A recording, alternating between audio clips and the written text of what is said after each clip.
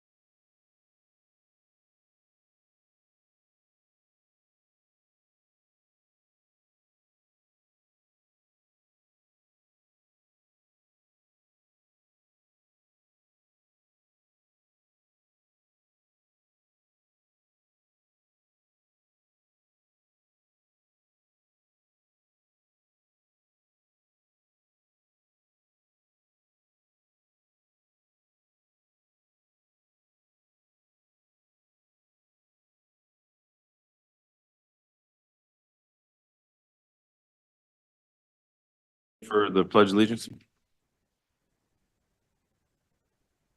I pledge allegiance to the flag of the United States of America and to the republic for which it stands, one nation, under God, indivisible, with liberty and justice for all. Thank you. Call this Tuesday, July 9th, County Commissioner meeting to order. Chair will call, or make a motion to approve the agenda as presented. Second. Any further discussion? Hearing none. All in favor? Aye. Motion carries. Chair will also make a motion to approve the consent agenda A through J. Second. Motion in a second. I didn't see anything on here, accounts payable, normal stuff nothing on there that stands out that needs conversation wise. So all in favor? Aye. Motion carries. All right, public comments. Public comment, you can come to the front and please state your name and where you live, and then also you can talk about anything you would like regarding the county. Any concerns, praises, whatever you want to do. Thank you. Yeah. Okay, Allison. Good morning, Commissioners. Morning. Allison Anthony. We would just like to thank you for standing up against the state's latest attempt to infringe on our Second Amendment rights by passing the resolution that you've put forth this morning. So thank you for that. Thank you. Appreciate it, Allison.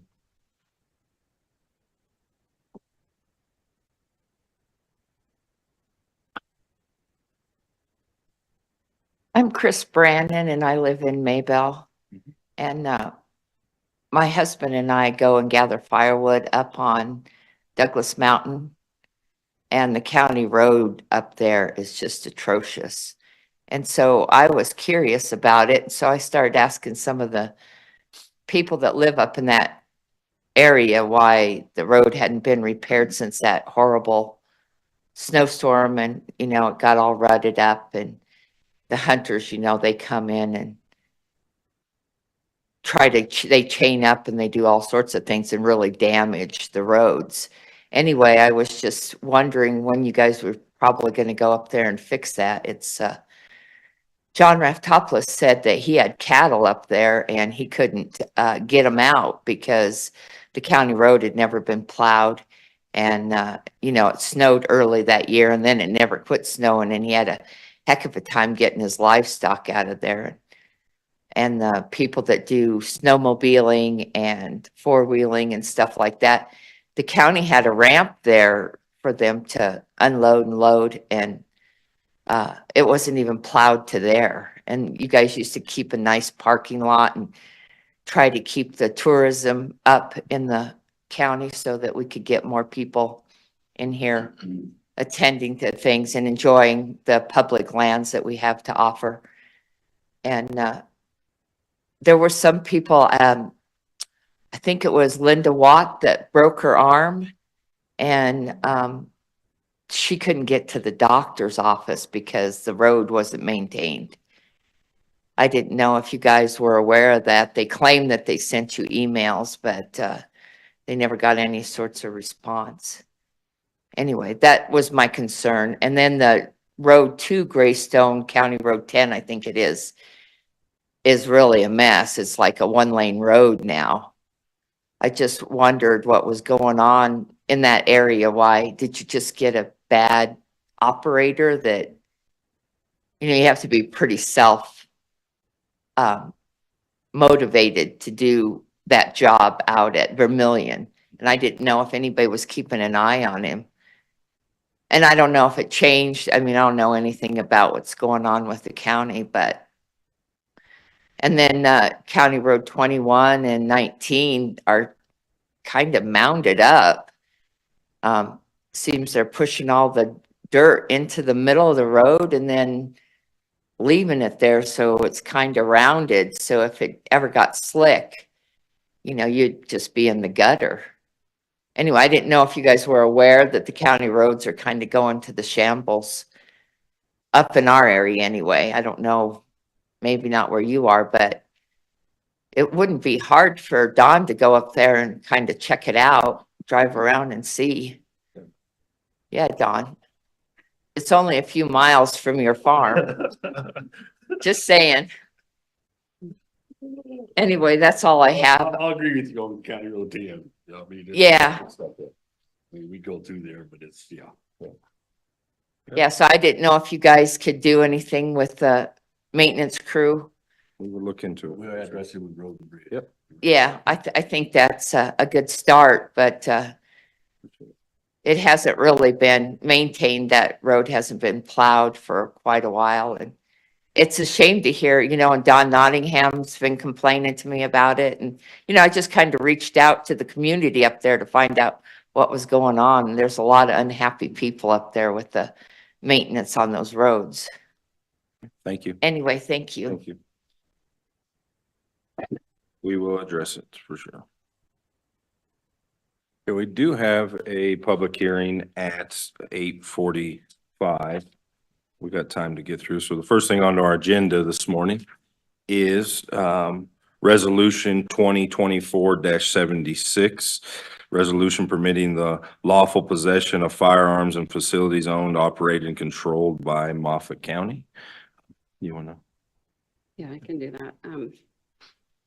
Yeah, so in response to Senate Bill 24-131, which basically addresses the knowingly carrying a firearm in a vehicle or on your person, whether it be through a concealed permit or just open carry in what they're calling sensitive spaces, and that Senate bill enumerates those sensitive spaces, and that could be anything from the government building to the parking lot to adjacent parking lots. So in our case, it could be Wendy's parking lot, McDonald's parking lot, you could be at the bowling alley, you could be at the church. And if you knowingly have a firearm either on your person or in your vehicle, which most of us, when we're doing that, know we've put it there. It just puts us in a bad situation should anyone want to enforce that. And I don't know that our local law enforcement, potentially state patrol or whatever, but I just think that for us in Moffett County, don't want to have our citizens. We're not changing how somebody who's illegally going to use a firearm. We're not going to change how they're going to continue to use a firearm, regardless of what new Senate bill is put into place. And so there was an opt-out clause in that, and we chose to use it. That does not change anything on the east side of our courthouse in the judicial. You would still have to go through the security there. You are not able to carry any type of weapon. But if you were to take your firearm or pocket knife or whatever and put it back out into your vehicle, you're no longer in trouble or no longer in potentially breaking the law by doing that or by parking at McDonald's and having lunch. So, That's great. Everyone's, or not everyone's, it's more and more regular that we have to combat what's happening on the eastern slope of Colorado. And so this is just one of those deals. What's our pleasure? Mr. Chair, I would move to approve Resolution 2024-76, the resolution permitting the lawful possession of firearms in facilities owned, operated, and controlled by Moffett County, Colorado. Second. Motion and a second. Any further discussion? All in favor? Aye. Aye. Motion carries. Thank you.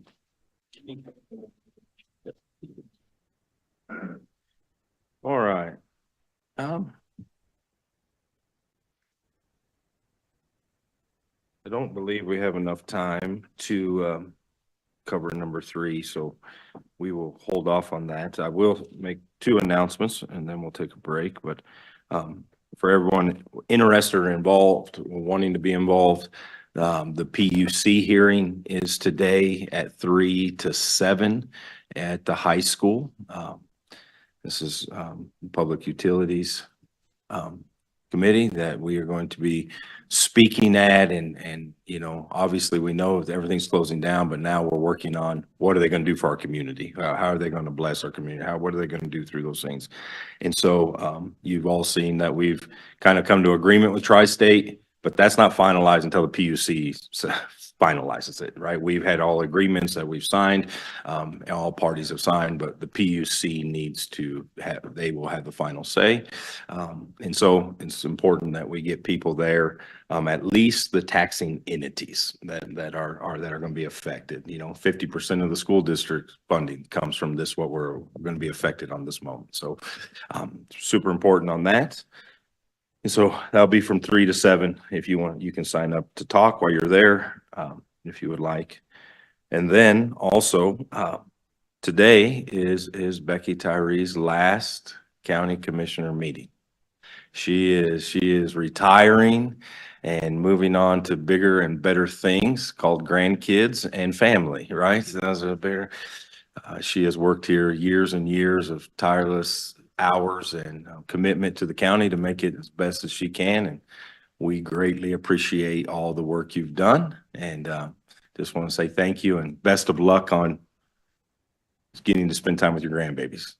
Yeah, that's the most important thing. You have anything? You want to say? Thank you. Greatly appreciated. Yeah.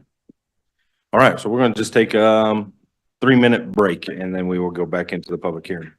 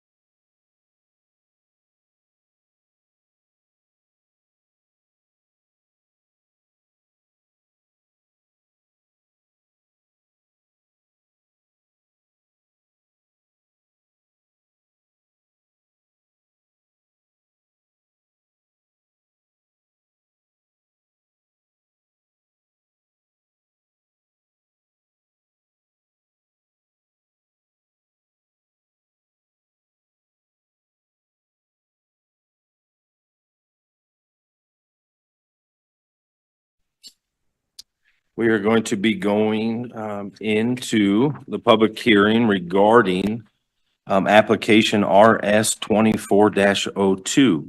Before we go into public hearing, I'll go over a few rules and items so we would understand. This agenda item was distributed to adjacent property owners and posted in the county website. Once the public hearing has been declared, I will ask Candace Miller, Planning and Zoning Coordinator, to present to the Board of County Commissioners the request as submitted. Once the presentation is complete, the commissioners may ask questions or make comments. I will then ask the audience if there's anyone who wants to testify either for or against. Any citizen of Moffat County may testify once the public hearing has been declared and all the information has been presented. For those who want to testify, you will be asked to approach the commissioner, state your name for the record, and you will be given 3 minutes to present your testimony either for or against. Erin Miller will be our timekeeper today. She will notify the Board of County Commissioners and the speaker that you have 20 seconds remain before your time's up.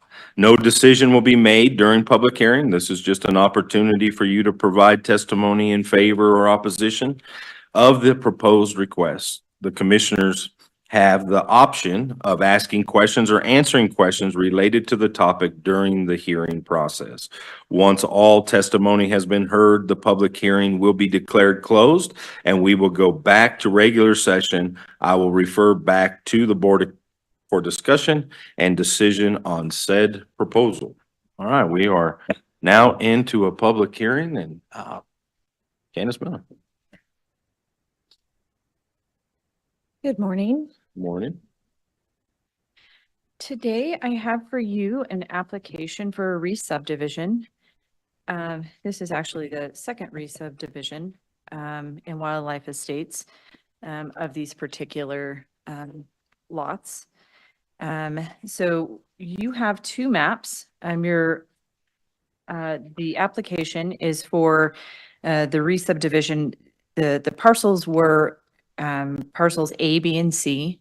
And through this re-subdivision, it is now parcels A1, A2, B, which is the newly created 10-acre parcel, and then parcel C, which is was reconfigured but is the same acres.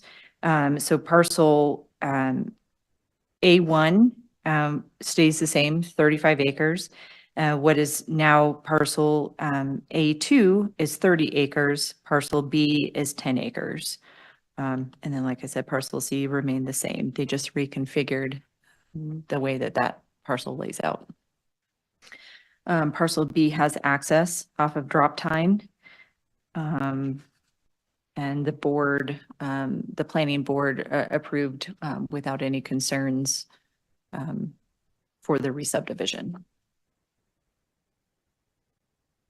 And I will note, parcel C actually belongs to Daniel and Brian Causey, which are Vicky Steele's daughter and son-in-law, and they did provide me a signed acknowledgement of the reconfiguration, so they were involved. Their name was not on the application, but just so you know.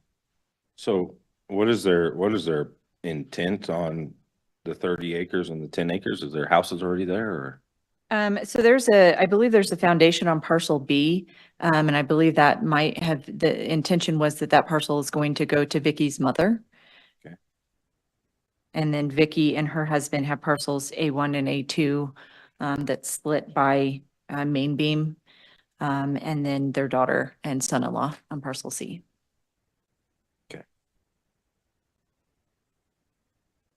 I think she stated at the planning and zoning meeting that her brother had intended to have one of those lots, and then that had changed. The mom was going to have the brother have one, and she was not going to, and then they switched that up. Right, okay, yep. Okay. Any questions for Candace? So it's A1, A2, B, and C? And what's the breakdown on the acreage again on each one of those? So you've got 35, 30, 10, and 42. just over 42. 45, 25. Oh, 45, sorry, I can't 40. see. I need some glasses. Well, Very little. I did it up on a computer.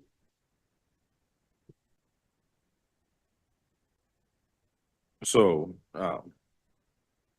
with doing this, the two of those won't be able to get a well for a while. B and A, two. A2 and B. Yeah, those are the Yeah, two that will correct. not be able to draw. They'll have to haul water until we can get this augmentation deal figured out. Okay. Any other questions for? Nope. Okay, thank you. This time, anyone that would like to either testify for or against this subdivision, this is your opportunity. You can come to the front and state your name for the record and your address or where you live, and then we go from there.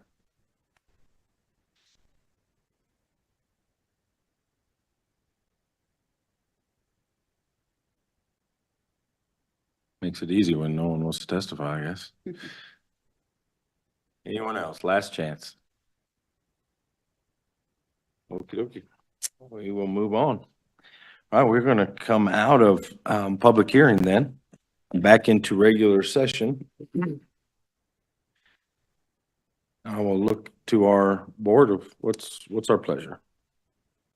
Mr. Chair, I'll make a motion to approve application RS 24-02, Steel re-subdivision of Wildlife Estates.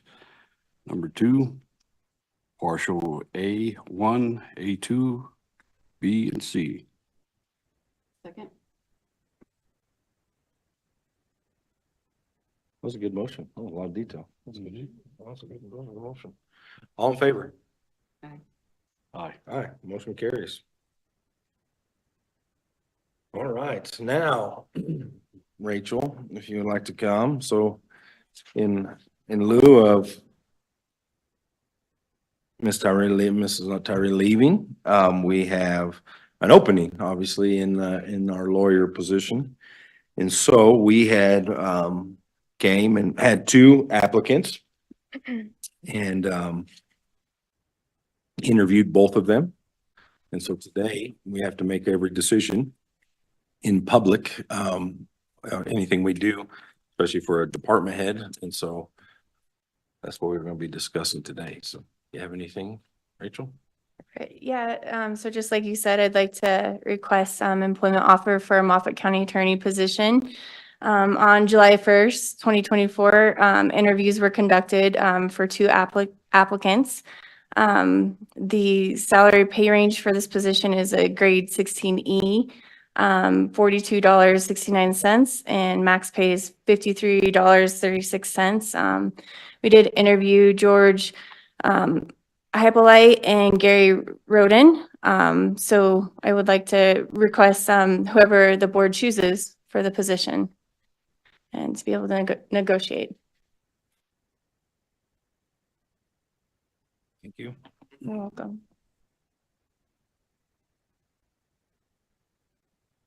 I'll start, I guess. So we had, 2 candidates that are, on paper more than qualify for what we are looking for and what we are wanting to do.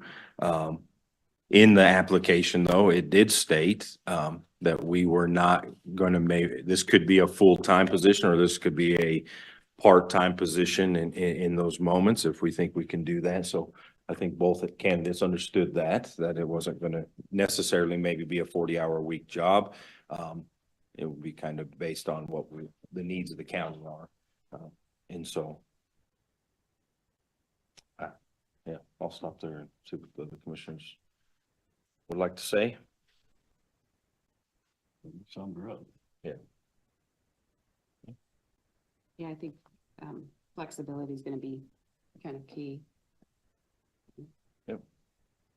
So I'll say this because it's in a public meeting and we have to, but I think between the 2 candidates, you know, we have one that is outside our community,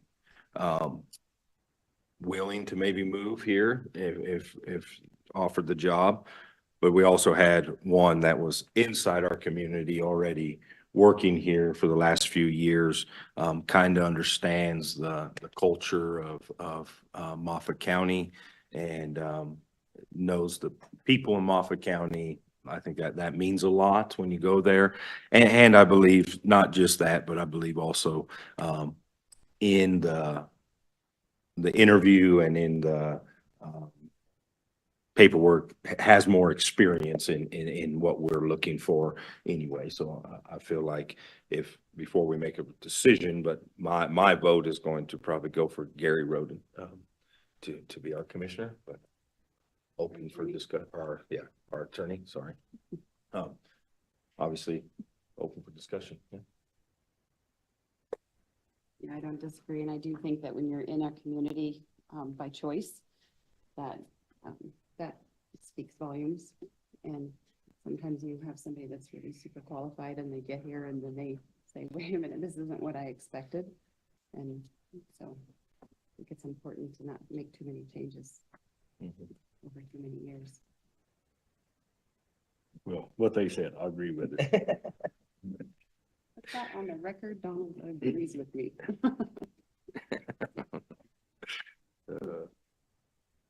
All right, so what would our pleasure be? With that said, Mr. Chair, I would move to instruct our Rachel Bauer with HR to negotiate with Gary Roden for the county attorney position at a grade 16E. As the salary range noted previously, allow her to enter those negotiations. Okay. Second. Motion in a second. Any further discussion? Hearing. Yeah. Great. We thought we had her till September, but things move a little faster than what sometimes we plan, which ain't all bad for get to see your grandkids sooner. All in favor? Aye. Aye. Motion carries. Thanks, Gary. Appreciate you. All right, that's all we have on our agenda today. Think I missed anything? Hopefully we see some of you at the PUC hearing today from 3 to 7.